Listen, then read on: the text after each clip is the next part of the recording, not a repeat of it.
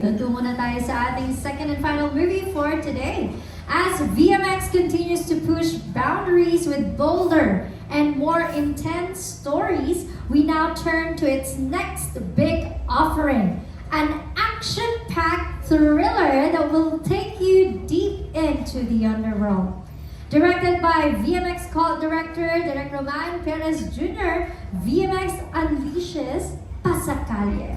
I know you are all curious, so let's now watch the trailer of this beautiful film, Pasacalye. Now streaming on only on VMX. So you can watch it already. Everybody, kahapon po, ipinalabas na to sa VMX app. So moving forward, I know you guys are very excited to ask them questions since this is a film with bolder and more intense story. So let's call in our cast, of course, for the film Pasacalye. First up is one of the VMX crush. She first gained attention as part of the P-pop generation girl group before transitioning into acting with a bold and growing filmography.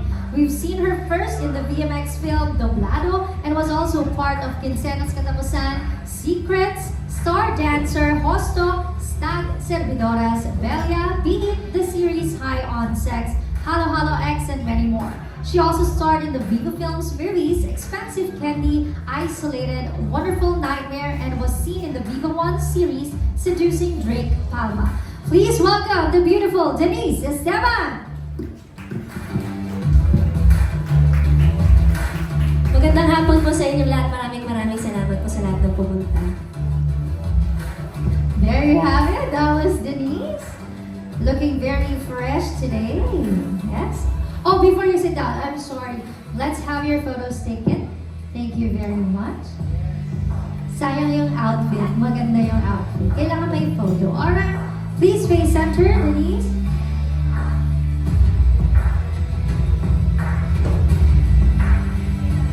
A little to your right, Denise. And lastly, to your left. Thank you, Denise Esteban, everybody. You may now take your seat. Moving forward, here with us is an actor who's seen as a rising matinee idol of the new generation. He starred in the films Dark Room, Squad Goals, Rooftop, Samuli, Wish You Were the One, My Zombie, and he is also known for his work in VMX original movies including Crush Kong Curly, Boy Bastos, Ciclo, Cara Cruz, La Querida. We've also seen him in the TV5 series Lumod Ka sa Lupa, Totoy Mato, and more. Let's welcome Andrew Mula! Ayan! Hello po sa inyo lahat. Good afternoon. Maraming salamat po sa mga press po na nagpunta ngayon. At sana po, i-welcome niyo po kami ni Marco Gumabaw dito sa Viva Max. So maraming salamat po. Good afternoon. There you have it. Andrew, please stay in the middle. Let's have your photos taken. Let me grab the microphone for you. Hawakan ko muna yan. Okay, there you have it. Please face center.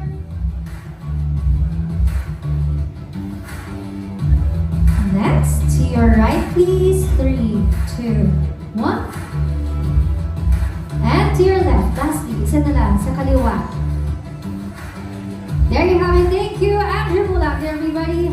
Moving forward, we have an actor, model, and one of the most sought-after heartthrobs in the industry today.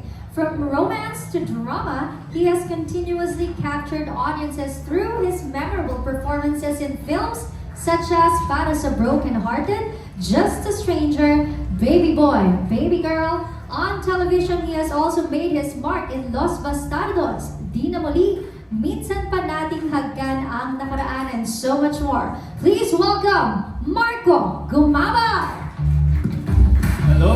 Good afternoon po sa lahat po ng mga press na nandito po for today, and of course lahat ng mga nanonood sa live. Good afternoon, everyone. There you have it. Let me grab your microphone for you, or you can put it down right over here. Thank you very much. Please stay in the middle. Face center. Viva camera in 3, 2, 1. And to our friends over here. Ayan. Pahabol lang daw sa kanan. Marco, 3, 2, and 1. There you have it. Thank you very much, Marco Gumabao. Alright, our 3 actors are already here. Yes, you know the routine. Pero pinaupo ko muna si Marco, pero patatayin ko siya ulit. Tatlo daw kayo. They want a picture of the 3 of you, of course.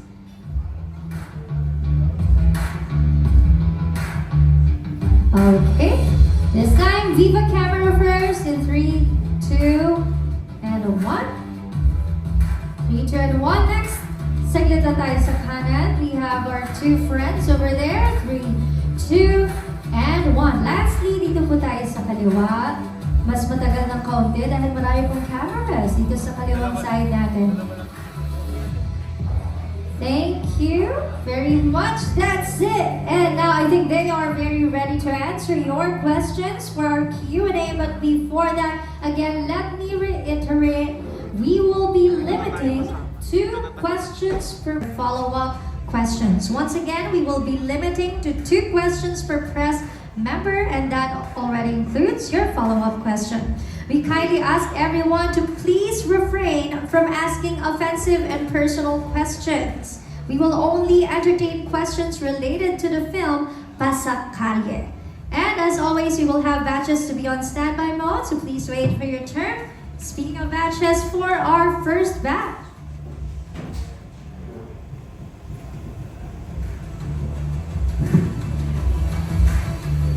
For our first batch, we have Jojo Panaligan of Rider PH, but let me call you before we already got here technical problems, so may you please say your questions?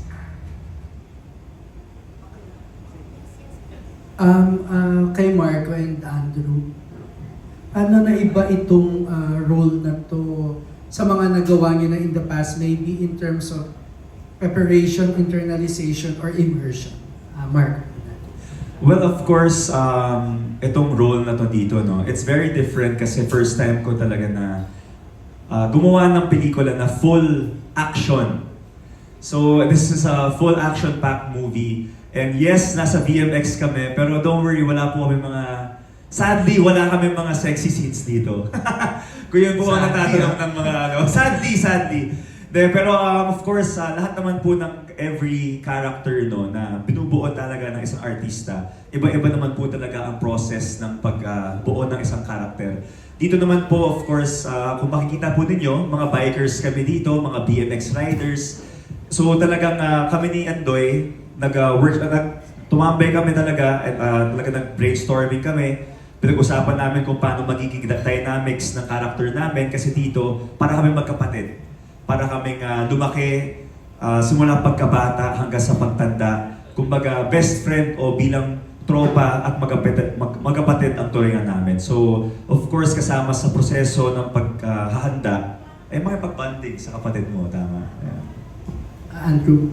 Ayan, ito po nga yung present sa akin tong project na to na Pasakale. Actually, meron akong ginagawa nun, yung Totoy Bato sa TV5. Ano siya? Pure action din siya. And then yung present sa akin tong Pasakale. So action din. So talagang pinagandaan ko, inaral ko yung script, ganyan. Tapos parang nag-suggest pa ako kay Direk Romanta, talagang ibahin yung looks ko. Kasi medyo komedyante din ako dito. Pero gusto ko sana, ayun, makikita nyo pag pinanood nyo yung Pasakale, talaga nagpaitim ako dito. Kasi mukha ko maitim, yung buhok ko may kulay. And then yan, kami nila Marco, nila Denise, nag-workshop kami, may mga ganyan. So talagang pinaghanda namin itong pelikulang to. Denise, kamusta ang paggawa ng movie na action genre?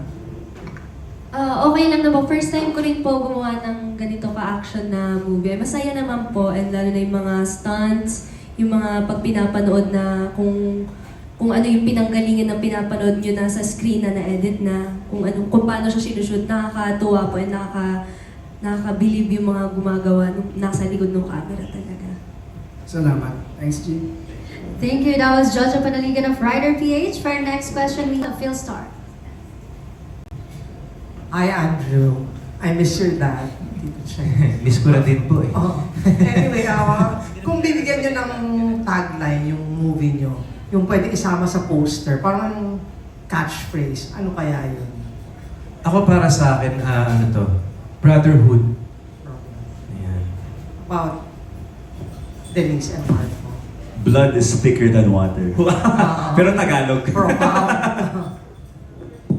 Ano, nasa kalye ang tunay na buhay. Ano ba yun? Oo. And bakit pa sakali yung title? For my last question. Actually po, sinisearch din namin kanina sa ChatGPT yung meaning ng pasakali. Intro di ba? Opo. Actually, si Marco po ang makakasagot na. Oh, Marco. Sa totoo lang po, same question po. Okay, according to ChatGPT, teka. Ang pasakali dito, parang di ko po alam kung tama to si ChatGPT, pero parang pasikot-sikot ba ang ibig sabihin niya? Parang ang dami mong pasakali, ang dami mong pasikot-sikot, parang cut to the chase, para huwag mo na akong lokohin. Beating around the bush. Yes, para pong ganun siya. So, yes, mismo po, beating around the bush, pasikot-sikot, or whatever you want to call it po. Thank you. Thank you and congrats. Thank you Thank you very po, much. Miss That Dali. was Miss Dalian Carvajal of Philstar. Up next, we have Irvin Santiago of Bandera. Ayan, sige kay Marco na lang muna. Era ka na ngayon, di ba? Sabi mo nga first time gawa ng action project. Ano yung naging journey mo dun sa pagiging action star mo ngayon? Well, actually, nakapag-action na ako before sa Los Bastardos. Pero hindi naman siya as action-packed, kumbaga, nitong Pasakalye. Pero of course ako, bilang nung simula bata pa lang ako, dream ko na rin po talaga na maging action star. Siyempre nakikita natin yung mga magagaling na mga action stars natin dito. And of course, yung tatay ko rin before, napapanood ko rin before sa mga action movies. So it's, kumbaga nakaka-proud na at least may nagawa ka ng isang action film na talagang may pagmamalaki mo sa mga tao. And siguro, sana, ito na yung simula, di ba? Gusto ko rin po talaga makapaggawa pa ng mas marami at mas dekalibre na mga action films. Yeah. Follow-up ko na lang. Sa trailer kasi, sabi mo kanina parang walang masyadong sexy scenes. Pero sa trailer, meron kayong something na intimate ni Denise. So, Yes, ano mas mahirap gawin, Marco? Yung mga sexy scenes or yung mga buwis buhay na action Siyempre stunts? lahat naman po mahirap gawin, no? Kasi yung mga buwis buhay na mga stunts, especially with this movie, may bike na involved. Kumbaga, marunong man ako mag-bike, pero syempre kapag may mga tricks ng mga kasama, tsaka kapag action na ang ginagawa mo, syempre hindi po natin maiiwasan na pwedeng may possibility na sumemplang ka or tumaob ka. So syempre lahat naman po mahirap. Sa mga sexy scenes, feeling ko yung mahirap po dyan is the preparation, the diet, the workout na gagawin po ng isang artista bago po nila gawin yung sexy scenes. So it's two different preparations. Both are hard and at the same time both are fulfilling pag nagawa po ninyo. Thank you, Marco. Thank you. Thank you for your questions. Up next, we have Juan Belinario of TV5.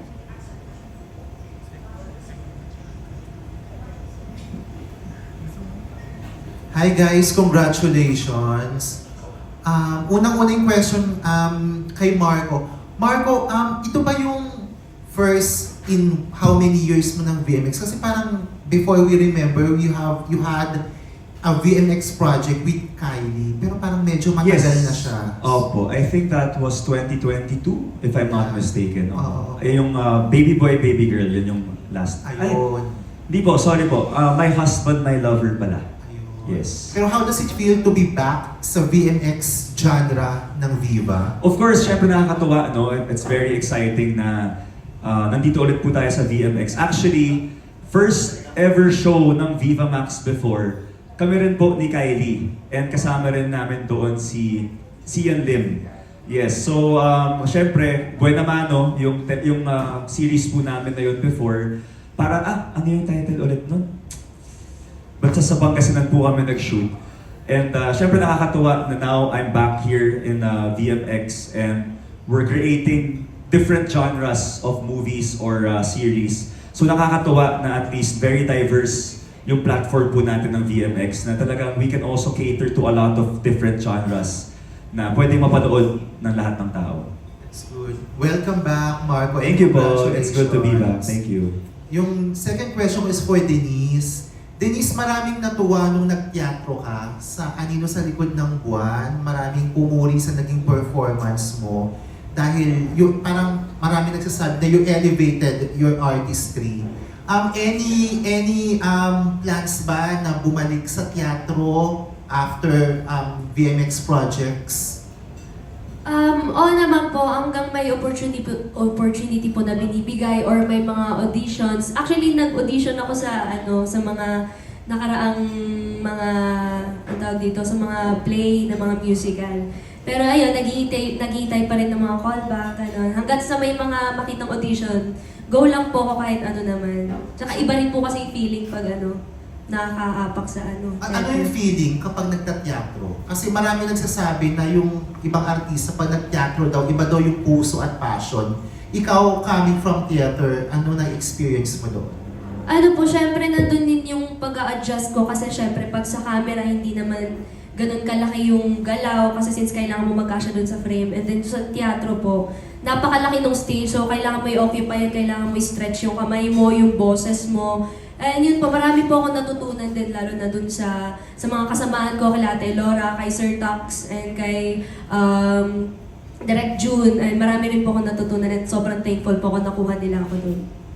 Congratulations, Denise! Thank you po. Hero of TV5, up next we have June Lalinoff Abante.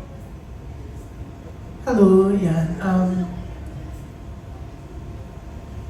For Andrew, yan. Andrew, saan ka nag-park ng cars? Sure ka bang Sa New Manila po. Ah, Ay, yung nakaraan sa New Manila po. hindi, ngayon, saan ka Sa nag-park? baba. Safe you. Gamit ko po ngayon. Oo, yan. At least, siguradong safe, di ba? Tsaka nakasuhan ko na po. Tsaka yung kotse pong dala niya ngayon, same car. Oo. So hindi pa po hindi pa po siya safe. Wala pa. Kaya pwede ulit. Pwede ulit Wala sa pang kabila. bintana, wala pang bagong bintana. Wala pa. Sa Sabado darating yung pyesa. Oo. So pero ginagamit mo, ha? Ano po? Ginagamit mo? Ngayon lang po. Okay. Pero yun nga, ang bongga ng pasakali, parang ang laking pelikula, di ba, ng BMX, di ba? Nung kunin kayo dito, nung sinabi ng Viva about the project, anong naramdaman nyo? At saka, si Direk, hindi ba kayo nag-ingit kay Direk Roman? Nasa Japan siya ngayon, kaya wala siya dito. Medyo nainggit. Kasi tinanong ko siya, sabi ko, ba't wala ka dito sa press con? Kasi May 2 pa dapat yan. Nasa Japan ako. Yan. So, okay, Andrew, yan. Actually po, pinanood ko na yung Pasakali kagabi. And nagulat talaga ako sa pelikula. Actually, hindi ko in-expect na talagang solid, maganda yung pagkagawa, maganda yung pagka-edit ng movie. Yung kaming apat, si Marco, ito si Denise, pati si Angelica, talagang nagswa kaming apat. And nakita ko din na talagang pinaghirapan namin yung pelikula. Kasi nga, di ba tulad din sabi ni Marco kanina, ano siya, BMX siya, nag-bike kami doon. And then parang nagulat din kasi ako one time. Yung BMX pala, wala palang preno yun. Walang preno yung BMX na bike. Eh syempre kami, nag-bike ako dati, naka-road bike ako dati, may preno yun. So ang BMX pala, ang preno mo is yung paa mo. So syempre kami nila Marco, hindi kami marunong. So talagang pinaghandaan namin yun. Talagang actually nagbigay din kami ng time para mag-practice. Parang isang araw yun, yung break namin. Parang ayan, nag-practice kami. And yun, parang gulat ako, ganda ng pelikula sa totoo lang. Yes, Denise. Nung binigay po yung pyesa, nung binigay po yung pyesa, syempre binasa ko po yung muna yung synopsis niya, and nagustuhan ko po agad yung kwento, tas inanap po agad yung role ko nung binigay yung script. Sobrang nagandahan po ako sa story kasi iba po siya sa mga nagawa ko, lalo na may kasamang mga bike, BMX, ay hindi pa po talaga ako nakakita ng mga nag-BMX na bike. So nung nandun kami, nag-shoot, sobrang na-amaze ako dun sa mga nagpapalipad ng bike and dun sa mga nag-skate. Tapos ang laki ng park nila dun sa pinag-shootan namin. Yun po. Yeah, Marco, yan. Yes, so ako rin nung nag-present po yung Viva sa amin about this, super excited po ako na gawin siya. No? Sa totoo lang, last year, mga November, December pa lang, nabanggit na po sa akin ng Viva. And then we started shooting it mga February ba yun? January? So kumbaga, exciting siya kasi it's very different sa lahat ng mga nagawa ko before. ito talaga like pure action, tapos magkapatid yung story. So doon po umiikot yung story ng buong pelikula. And it's very refreshing, no, bilang artista to be able to do different kinds of genres of films. And especially, ito nga po, tulad po ng sabi ko kanina, matagal ko na talagang gusto magkaroon ng action film. So sana hindi po ito yung magiging last. Ang bongga. Yes. Eto, Denise, no, ikaw, in fairness to you, kahit nagpapasexy ka, ang dami mong pwedeng gawin, di ba? You're part of the P-pop group before, di ba? Nakasama mo si Astin, remember? Yes po, sa P-pop po. Lagi ka natatanong kay Astin and believe siya sa'yo. Ikaw ba, pangarap mo rin one day na mag-graduate ka sa ganito tapos maging serious actress ka? Actually, para sa akin naman po, kahit anong role naman po yung ibigay sa akin. Kasi gusto ko rin po ma-explore kung ano yung mga kaya ko pong gawin. And okay po ako sa lahat ng roles na ibibigay sa akin, sexy man, or drama, or action, horror, kahit ano naman po. Yan. Okay, si Direk Roman, kahit nasa Japan siya actually, naka-monitor siya sa Presto nyo, nag-text siya sa akin. Okay, sabi ni Direk Roman nga, Marco, yun talaga, gusto mong maging action star. So, yan, talagang tininay mo raw yung best mo in this movie. Pero parang naiilang ka pa raw, sabi niya, oo. Ikaw ba, ganun ang dating sa'yo? Naiilang po sa Yeah. Sa mga action scenes. Siguro yung difference lang kasi dito, kasi syempre, BMX nga po siya, diba? So hindi naman po, marunong po ako mag-bike, pero hindi ko po kayang paliparin yung bike. So kumbaga, siguro yung ilang factor is nandoon sa sa mga stunts po talaga. Pero sa mga ibang mga eksena, wala naman po problema. Doon lang siguro sa mga stunts na sobrang nagpapalipad ng mga bike. And yun nga po, sabi nga ni Andrew kanina, wala pong preno yung BMX. So ang gamit mo talaga is yung front foot mo, i-brakes mo yung mismong gulong o yung sa likod. So medyo nakakapanibago for someone na hindi pa nakakapag-experience ng BMX. So siguro doon po, yun po yung medyo nakakailang na part. Yeah. Pero kung ikaw, what kind of action scenes na medyo mas makakapagpataas ng adrenaline mo? Ako for me, mga fight scenes syempre. Oo, gusto ko yung mga parang never back down ng mga pelikula, parang ganyan. Yan yung mga gustong, ever since bata ako, gusto kong makagawa ng ganyang klaseng pelikula. Maganda yan. Pero piling ko si Andrew, maganda kung ang eksena abang kinakarnap din na nakawal Nasa kotse, ganun, no? Nasa kotse nga. Gusto ko yan. Bakang ka. Swerte nga po, buti hindi ko naabutan, di ba? At least safe tayo, ganyan.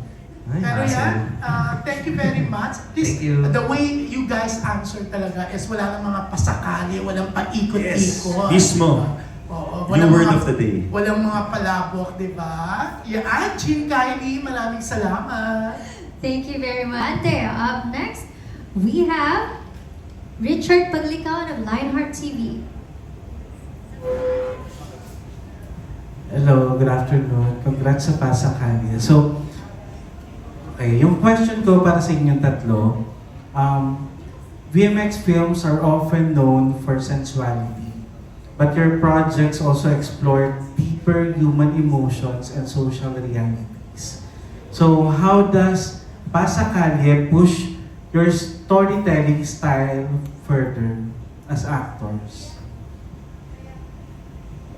Well, ako, for me, no, syempre there's, nagkakaroon na po ang,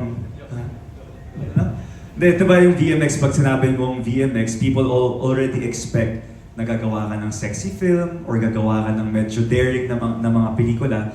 The reason why ang Viva ay nagdadagdag ng mga action-packed na mga genres for Viva Max, it's para syempre mapakita yung diversity ng platform. Na hindi lang po ito puro pa sexy, pero we can also deliver action-packed and good quality films. So syempre para sa amin rin po no, bilang artista, nakakaengganyo rin po na iba-iba rin yung ginagawa natin ng mga pelikula. Because kung stuck ka sa isang genre, syempre minsan nakakapagod or nakaka-burn out rin kung paulit-ulit lang yung ginagawa natin na pelikula. So para sa akin, very very good move for VMX na magdagdag ng variety para sa mga consumers natin sa VMX. Tsaka dagdag ko lang kay Marco, parang itong Viva kasi, parang alam ko, parang naglagay sila ng bagong dyan sa VMX na parang once a month, parang lalabas sila ng mga action movies. So kumbaga parang last month ata yung kay Diego Loizaga, di ba? So ayun, dagdagan mo na lang, Denise. Tama po sila. Siguro ito na po yung way para, ewan ko, pwede mo sabihin ng rebranding ng VMX para mapakita rin nila na pag sinabing VMX, hindi lang basta yung typical na napapanood nila na puro sex scenes. Ayun. So, sana sa susunod magkaroon din ng ibang genre like drama or comedy na ganun po. Salamat. And was there a particular scene during the filming that challenged you the most creatively or emotionally as an actor? Start tayo kay Denise. Ano po, ikaw. Actually, yung parang meron kaming eksena doon ni Marco. Yung sa bridge. Talagang yun yung parang isa sa pinakamabigat. Actually, doon yung parang twist ng pelikula. And yun nga yung pinanood ko kagabi, parang naramdaman ko talaga yung closeness namin, yung pagmamahal namin sa isa't isa bilang kapatid. And doon, medyo naramdaman ko talaga na pati si Marco, pati ako parang tugma yung mga emosyon namin nung eksenang yun. And yun, sana panoorin nyo. Ganda talaga. Yes, ako same also with Andrew, no. Yung eksena po namin sa bridge, syempre ang dami rin, kumbaga highlight po siya ng film. It's the highlight scene of the film. So syempre andun yung pressure, andun yung at the same time, 4 a.m. na yata natin sinushoot yun. Umaga na yun. May tawid Umaga pa. na. 4 a.m. na, pasikat na yung araw, tapos kailangan namin syempre matapos yung eksena na hindi pa umaakyat yung araw. And at the same time, naka-close off yung buong bridge kasi naka-control traffic. So alam mo yun, yung mga ganong mga klaseng scenarios pag gumagawa ka ng isang pelikula, especially a scene na napaka-importante sa isang film, grabe rin yung adrenaline na binibigay niya sa'yo. And also the sense of fulfillment pag natapos mo yung eksena. So para sa akin, yun nga, tugma sa amin dalawa ni Andrew na pareho kami nandun talaga sa scene po na iyon. Talagang naramdaman namin yung talagang essence ng buong pelikula. At mararamdaman nyo yung pagmamahal ng dalawang magkapatid na yung isa na wala sa landas, kumbaga. Clue lang yan, clue. Wala pong mga spoilers, pero clue. Yan. Ako, parang feeling ko yung nagbabike na kami tatlo, tas nakaangkas ako sa bike. Ewan ko, first time ko po umangkas sa bike so nanginginig pa ako nung Ayun, yun lang po yung siguro yung naramdaman kong mabigat. Thank you and congratulations. Safe Jean. Thank you. That was Richard Paglica. Tayo. Parang nag-aaral tayo mag-bike, di ba? Any experience or memorable experience nyo during the time na nag-aaral kayo na sumemplang ba kayo o na nasugatan ba kayo? One by one siguro, starting with Andrew. Ako po honestly, marunong ako mag-bike. Pero parang 2 years ago, di ba parang nung sumikat yung mga bike, yung mga breakfast ride, ganyan. And actually, medyo lumakas po ako mag-bike. Nagkaroon ako ng grupo, sila Kuya Bong Navarro, sila Christopher Martin. Talagang pupunta kami ng mga Rizal, gamit bike, then uuwi ka, bike lang gamit mo. And I think sila Kuya Aga nga ngayon nagbabike din, sila Andres. And yan, dumating ako sa moment ng buhay ko na sobrang na-addict ako dyan. Pero ngayon parang natigil din. Kasi medyo busy din ngayon. So, yun. For me, wala naman kaming... natuto ako mag-bike siguro batang-bata pa ako. So for this film, akala ko okay na, akala ko kaya ko. Pero pagdating namin doon sa skate park, tapos andun ako sa taas nung parang may parang platform doon, tapos bababaan mo. Nakakatakot rin pala, especially na wala kang brakes na maayos. So kumbaga, yun nga, medyo may pagkabuwis buhay rin talaga yung mga eksena namin dito. Kasi talagang kailangan makita sa camera na marunong ka mag-bike at hindi lang simpleng bike. Dapat marunong ka mag-BMX. Kumbaga sa tindig mo sa bike, kumbaga sa pagpreno mo, meron kasing certain na itsura na hinahanap ang isang BMX rider na para sa akin yun po yung naging mahirap na part. Pero thankful kami kasi tinulungan kami ng mga professional na mga BMX riders. Tinuruan kami and pinakita sa amin kung paano gawin and na-execute naman po namin ng maayos. And thank God walang mga aksidente. Denise. Ako po, siguro 18 or 19 na ata ako natuto mag-bike. First time ko mag-bike, bumili yung tatay ko nung mountain bike niya. Tapos, ayun po, nalaglag lang naman sa kanal. Pero yun na po yung pinakamalalang nangyari. Hindi naman po ako sumemplang na sugat, nalaglag lang naman. Halingay na. At saka yung BMX yung maliit yung bike. Parang kunyari si Marco, mahirapan niya, medyo matangkad siya. Opo, tumatama yung tuhod ko sa handlebar. Ganun po siya kaliit. Iba yung size niya. Kumbaga ako, nire-request ko nga, parang hirap na hirap ako. Kasi parang, ang liit sa akin yung bike. Pero yung pala yung BMX talaga. Kasi parang dapat nakatayo ka doon. Kailangan mo itayo talaga. Yun lang. Bago yung second question, kung may phone-in question lang kay Andrew, tungkol dun sa nangyari sa yung insidente, nahirapan ka ba daw magkaso dun sa Hindi gumawa po. sa'yo? Kaya nagpapasalamat po ako sa Station 11 sa Galas. Kasi talagang yung mga head nila doon, sila pa mismo po pupunta sa bahay. And then nakikiusap po sa akin yung district director na talagang kasuhan ko yung mga yon dahil grupo po sila eh. As in meron na pong mga chart. And then nung last week, pumunta po ako sa Quezon City City Hall and nag-file na po ako ng kaso. Kasi sa totoo lang parang alam na po ng mga kapulisan natin kung sino yung mga Kasi gawain na po nila yan eh. Diyan sa New Manila, Tomas Morato, Timog, as in nag-iikot sila. Hindi lang isang motor yung gamit nila, kundi 5. Papalit-palit lang yan. So parang, parang in-encourage ka nila kasuhan, parang Yes. magtuluyan na. Opo. Yun ata yung problem. Para magkaroon sila ng warrant of arrest, kunin na yung mga So na-aresto na. Hindi pa po. pero- Nag-file na po ako, I think mga 1 to 2 weeks daw po ata yun. Buti naman, ano yung mga nakuha? Ano ba? Ayun, wala naman po. Yung passport ko, nabalik. Million. Nabalik? Opo, kasi po, di ba, parang sinundan ng CCTV, ganyan-ganyan. And then siguro, nung nakita nila na Andrew Mula, mga ganyan, Okay. nilaglag nila sa drainage. Wow! Opo, so nakita sa CCTV na nilaglag. Ang swerte ko po doon kasi walang tubig. Buti na lang. Opo, so, so- hindi kailangan palitan. Opo, hindi po. Ang natatakot po ako kasi andun lahat ng mga address ko, lahat ng information ko nandun. So, dapat talagang mahuli sila. Thank you. Thank you so much. So yun yung phone-in. Binigay ko yung mic sa kanya. Sabi niya kasi, okay lang, thank you. Yung second question ko, yung sinabi niyo, Marco, na parang thank God, walang pa-sexy dito sa Pasakali dahil kahit BMX to. Is it your personal choice? Parang kasi... Sabi ko, thank God na walang na-aksidente. Hindi, yung nauna. Yung kanina. Yung nauna. Di ba? Yung nauna sabi mo, Okay. walang pa-sexy. Is it your personal choice? Or parang dahil nga nasa twist na kailangan magkaroon ng action ng BMX kung bakit wala? Actually, hindi naman siya sa personal choice. Talagang hindi lang talaga siya kinailangan para sa pelikula. So, kumbaga, yun yung isa pang nakaka-proud na we don't need naman to do a sexy film, a sexy scene in order for people to watch your film.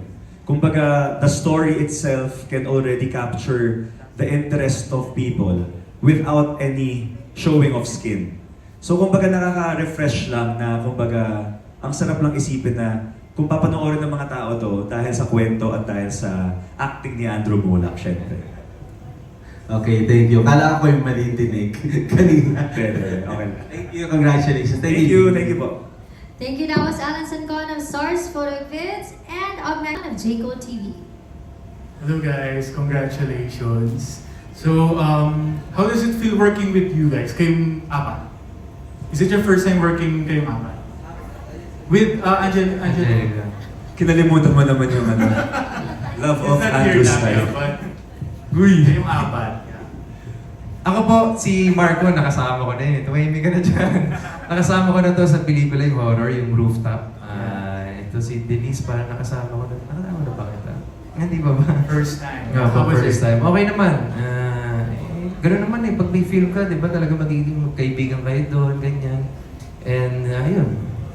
Saya naman. Kilala kita, napaparod kita sa TikTok. Oo, bawal mo na yun. How about you, Denise, working with these two guys? Ako, first time ko sila makatrabaho lahat, pati si Angelica. Okay naman kasi minsan nagkikita-kita rin sa office doon, nagkaka-hello, and yun, dito naman sa Pasakali, nung nalaman ko makakatrabaho. So, ayun, na-excited kasi syempre may mga familiar faces na makakatrabaho. Si Marco, hindi ko pa siya nakikita noon sa ano, syempre. Ngayon ko lang, doon ko lang siya nakita sa shoot. Ayun, nakakatuwa naman po, mabait siya. How about you, Marco, working with Denise? And of course, sa dalawang leading ladies natin, of course, kay Denise tsaka kay Angelica, first time ko silang nakatrabaho. And nakakatuwa, of course, na ang dami nating mga new talents sa Viva na alam mo yun, pwede rin magbida, pwede rin magdala ng sarili nilang mga projects. And of course, with Andrew naman, medyo no choice eh. Joke lang. Tulad na sabi niya sa rooftop, nagkatrabaho na kami before. And actually, dati pa lang sa basketball, kaibigan ko na si Andoy eh. Kumbaga, nung nalaman kong siya yung kasama ko dito, tapos parang magkapatid, sabi ko, kaya-kaya namin ni Andoy ito. Kumbaga, hindi na mahirap i-build yung rapport or yung chemistry mo with your co-actor, which is one of the hardest to do. Pero since may pinagsamahan kami, kumbaga naging mas madaling gawin yung shoot at mas naging believable yung characters namin. So, Kitang-kita naman sa trailer, no? So we're looking forward to that. And fun question lang, sino yung favorite action star, top of mind? Since this is an action jump-packed film. Tom Cruise, syempre. Tom Cruise. Denise. Si Rambo. Jackie Chan ako. Jackie Chan. Nalost ako. Very iconic, yeah. Nalost ako. And for my last question, bakit nila kailangan panoorin itong Pasakali, which is streaming now on VMX? Ako, para sa akin, yung Pasakali, meron kasi siyang aral na may pupulot. Kumbaga, it's a story about two brothers na walang mga magulang. Lumaki sila sa bahay ampunan, tumakas sila, tapos nung tumakas sila, may nagkup-kup sa kanila na isang lalaki, at the rest is history. Kumbaga, may mga nagawa silang hindi magaganda, may mga pinasok sila na mga illegal na mga bagay-bagay. So kumbaga, pati sa totoong buhay, we can also learn from this na mag-ingat sa mga nakakasama natin, mag-ingat sa mga taong akala natin kapatid natin or tinuturing natin kapatid. Kasi minsan sila pa pala yung pwedeng bumaliktad sa'yo or makaaway mo. So hindi lang po ito action film tungkol sa pagbabike, tungkol sa mga ganyan. Pero kumbaga, it's also a lesson to be careful with who you hang out with or who you spend time with. Yan po. Ayun, syempre dapat mong panoorin itong Pasakali kasi dito po sa movie na to, ipapakita kung ano yung tunay na buhay sa streets, yung tunay na buhay ng mga bikers, ng mga skaters, ng mga gano'n, or kahit hindi sila nag-skate or bike, sa mga kalye po talaga makikita nyo yung totoong buhay. And ipapakita dito yung hirap na dinadanas nila. Ayan, sinabi na po nila. And ako, para po sa akin, honestly, total sinabi ko nga po kanina, naparod ko na kagabi. Talagang nagulat po ako na, alam mo yun, kahit sa saglit lang namin tinaping to eh. So maganda yung pelikula talaga. There you have it. Thank you very much. That was Jayco Malangan of Jayco TV, and that concludes your watching on Facebook. Yes, bigan po natin ng press dito. First of all, thank you so much for the support. Sana tulungan niyo po kami para i-spread yung news na showing na ang Pasakalye sa VMX simula kahapon, May 5, 2026. So showing na po yan ngayon. Please watch and sana po ay magustuhan po ninyo ang pelikula po namin. Of course, directed by Direk Roman Perez Jr. Thank you. Iniimbitahan ko po kayong panoorin ng Pasakali. Showing na po yan sa VMX app. And ikalat po natin ang balita. At maraming salamat po sa lahat ng suporta. Sana po ma-enjoy ninyong lahat. Thank you. Ayan po sa ating mga press, maraming salamat po sa pagbibigay niyo ng oras dito sa Viva Cafe.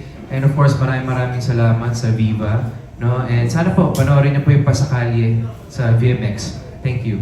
Once again, congratulations to Team Pasacalya. Let's have your last photo up before we